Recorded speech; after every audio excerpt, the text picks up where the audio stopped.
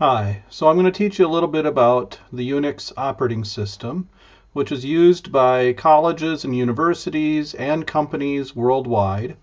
There are kind of two flavors of Unix that are out there. There is the commercially available Unix, and then there's the free version of Unix called Linux, which was developed in the 1990s. Unix itself has been around since the early 1970s, but Linux has been around since about the mid 1990s.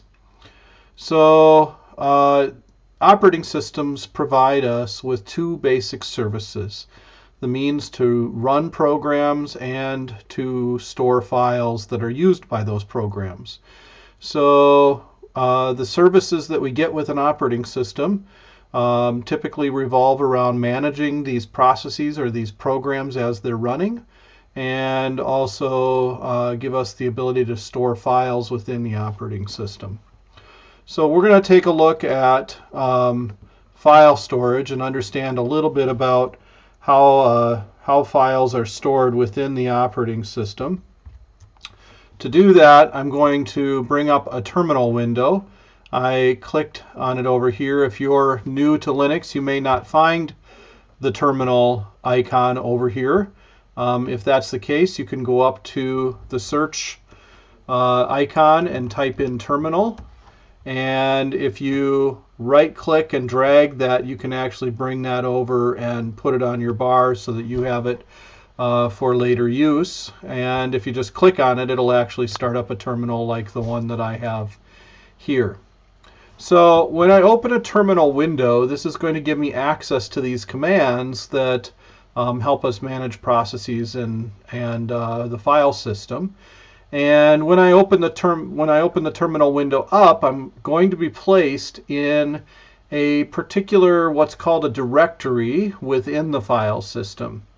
So the file system itself is a big tree-like data structure, and the root of the file system is kind of where everything begins, and the root has a name. It is /. So I can use the cd command, which stands for change directory, to change to the root of the file system. And when I do that, you can see I've got / there in my prompt, which is in my prompt here is showing me where I'm at in the file system. I can also find out where I'm at in the file system by using the command pwd, which is print working directory, and it tells me I'm at the root of the file system here. There's another command called df that actually lets me see all the file systems that this computer has. And when I look at it here, I can see a bunch of different what are called mount points within the file system. Many of these are not things that we need to worry about, but you can see that / here, the root of the file system, is mounted on this device dev sda1. Which just basically means it's a hard disk. In my case, it's an emulated hard disk that I'm using here because I'm running this in a virtual machine. So I'm at the root of the file system. If I want to see what's in the root of the file system, I will be able to type the command ls, and that will show me the things that are in the root of this file system that I'm looking in here. And what are in here are other directories and files. So I have a couple of files out here that have to do with the virtual machine. Most of the rest of these are directories. Some that are interesting to us is the USR directory, which is where a lot of programs are stored. The home directory is where our user files are generally stored. MNT is the mount directory where other file systems are typically mounted. None that we see here at the moment via the df command, but for example, the CD-ROM drive might be mounted within the MNT directory. Opt is another one where we often have software installed, so other programs installed.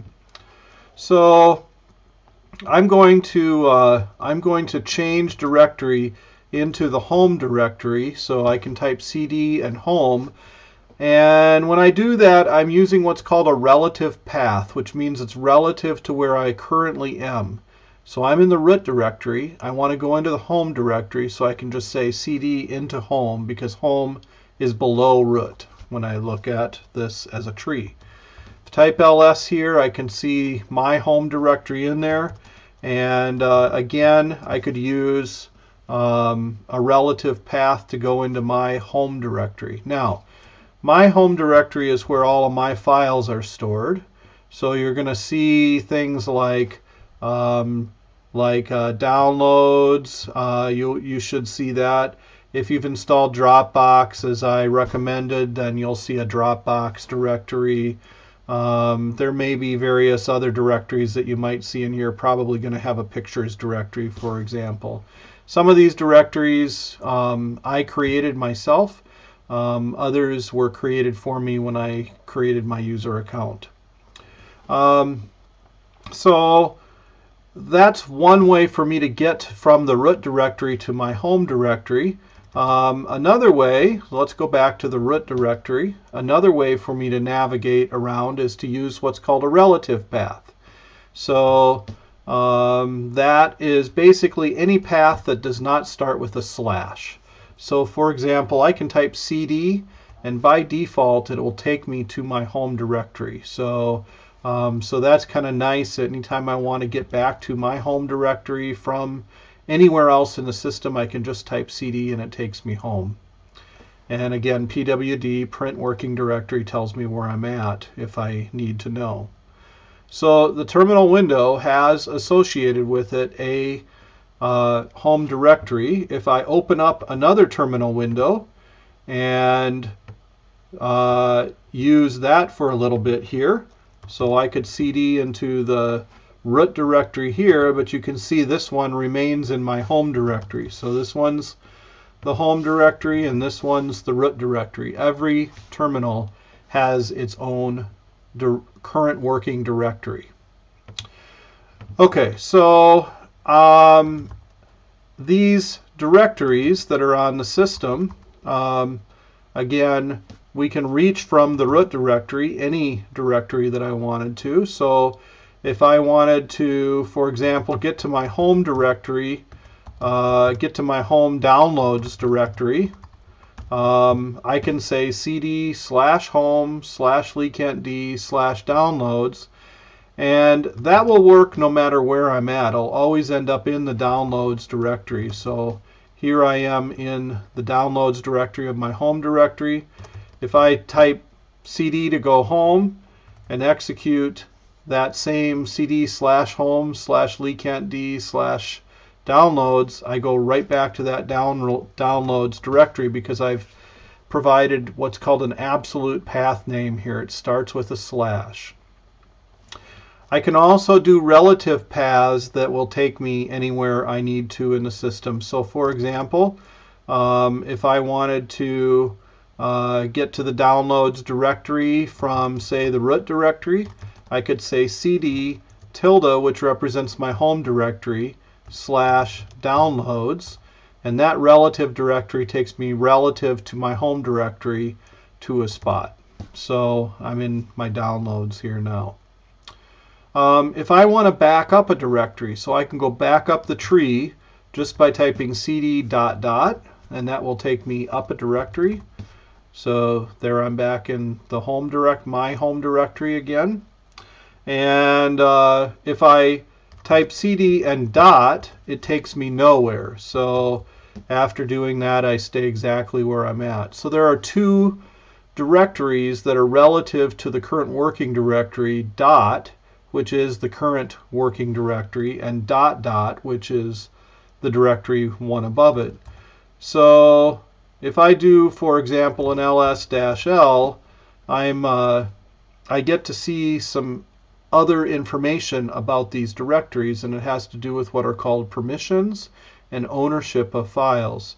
So when I look through here, this leakentd that I see is user and group. User and group. So Every user has a user ID, and every user also has a group ID. And in my case, my user is LeeKentD, and there is also a group called LeeKentD to which I am the only member. So that's why I'm seeing LeeKentD here as the user or the owner and the group.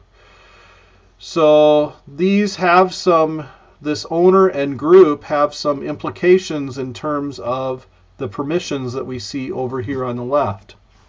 So when I'm looking at, for example, my desktop directory, the desktop directory has a D for directory, first of all, and then 3 characters that are associated with me. So that those 3 characters are read, write, and execute. So those are 3 permissions that are allowed for every file or directory on the system. So read means that you can read a file, write means you can write to the file, and X means that you can execute, that the file is executable, meaning it's a program. Or in the case of a directory, it means that we can traverse through the directory to get to other directories. So, so in this case, the desktop directory, it says that I am able to read the directory, which means I'm able to see the files that are in that directory. I'm able to write to the directory, meaning I can create files in that directory. And execute means I can traverse through the desktop directory to get to other directories. The second 3, this read dash execute there, are the group's permissions to the directory. So the LeeKentD group has read and execute, meaning the group cannot write, cannot create files that are in that directory. And that's actually true for everybody else. So the last 3 here, the R-X, are for everybody else on the system, and everybody on the system can read my desktop directory, meaning they could see what files are in it, but they can't read the contents of those files necessarily. They can just see what files are in it. And execute means they could go through the desktop directory to get to other directories. Okay, so let's just try something here in creating a file so we can see. If I get into the desktop directory here and type ls, nothing appears in it at this point. If I touch test.txt, touch is just a command to create a file. You can see that up in the upper left-hand corner here, I created a file as the result of that. So this desktop really is my desktop. If I create something in here, it appears on my desktop.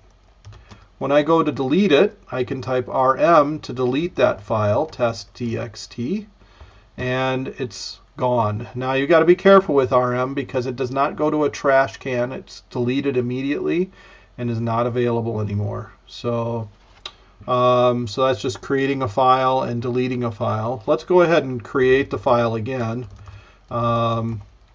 And let's take a look at its permissions. So right now, as created, it's read and writable by me, read and writable by the LeeKentD group, and readable by anybody else. Let's say that I don't want, even though the file is empty, let's say I don't want anybody to be able to see the contents of that file. If that's the case, then I can execute a command called chmod, and I can say that I do not want it readable by anybody else. So that would be others minus R, and that would be test.txt. So when I do that, then I can see I've taken away the read permission for that file. So, okay, so now I want to demonstrate a little bit what that means for directories as well. So we'll make a directory, make dir testdir. Okay, and you can see that it appears on the screen here. And if I do an ls-l, now I see testdir here with these permissions. And so I could change some of the permissions for it. For example, I might change the user, that's me, my permissions, to take away read, write, and execute permission to tester. Okay. So once I do that, you can see this lock appears with the folder here, so that I can no longer get into it. So if I try to cd into tester, it's going to tell me permission denied, and that means that I don't have the permissions to get into that directory. If I really wanted to be able to get into that directory, then I can change the permissions on it. Since I am the owner, I'm allowed to change the permissions on it. So I'm going to say that I'm going to allow myself to get into that directory, and that would be to add the execute permission for tester there. So once I do that, I can get into tester. But if I try to type ls, it's going to tell me that permission is denied. And you can see here it shows me for dot, which is the current directory that I'm in, that I cannot read it to see what's in it. So if I really wanted to see what was in it, I'd have to do a chmod plus r on dot, now that I'm in tester. And then if I type ls, I can see that there's nothing in it here. So once I have the permissions, and if I do ls-l, actually al here, A shows me hidden files that start with a dot, which would be the current directory and the directory above it there as well. So the directory above this dot is the desktop directory, and dot here is tester. And you can see that I've now got read and execute permissions in tester. So let's say I want to create a file in tester. Let's try to create a test.txt in here. And when I try to do that, again, I get permission denied. And that's because the current directory does not have write permission. Okay. So again, if I want to change that, I can do a chmod, which changes what are called the modifier bits, and add write permissions for myself for the current directory. And then once I've done that, I can touch test.txt, and that creates it, and there it is. Okay, so if I want to remove a directory, like tester, I can do the command rmdir tester. Now this won't work here because tester is not empty. So I cannot delete a directory unless the directory is empty. If I get into tester, I can see that I've got a file there.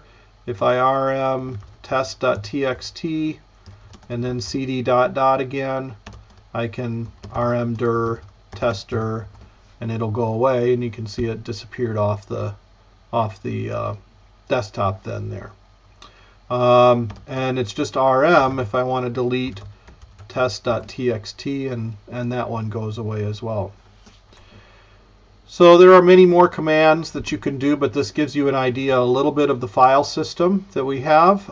cd, just reviewing the commands that we've learned. cd will take you home anytime. cd followed by a slash, and any path will take you directly to that spot in the system via an absolute path. So I'm in the root directory right now.